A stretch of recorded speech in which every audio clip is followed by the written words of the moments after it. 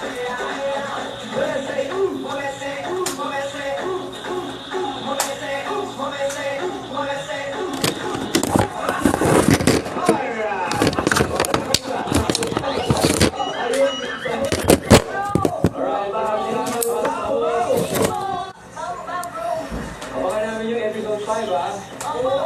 you very much. Charlie, sabihin mo sa amin kung bakit at anong ginagawa mo sa ibabaw ng truck. For t-shirt po yun. For the pants. Yes po, endorse po ng t-shirt. Galing. At sabihin mo kung bakit gusto mo maging EB Dover Cats.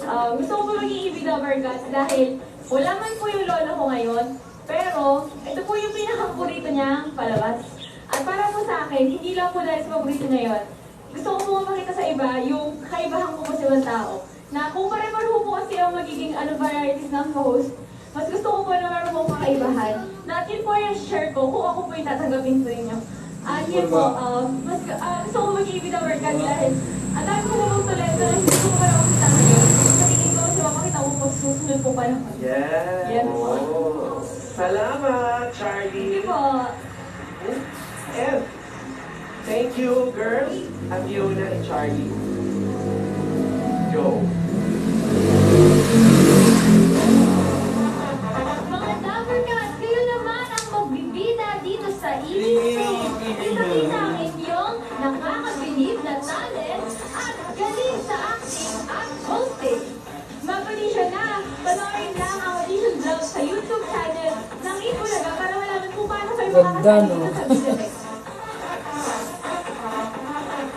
Thank you very much. I'm Fiona and Charlie. Good luck sa inyo. Maraming buntot. Kaya malalaman natin kung sino sa kanila ang nakapasa sa ating audition.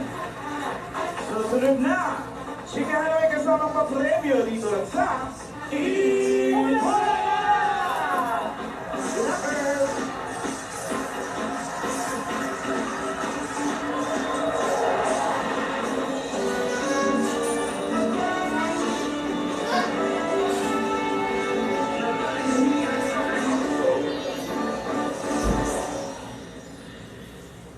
Alam kong napakalaki ng kasalanan ko.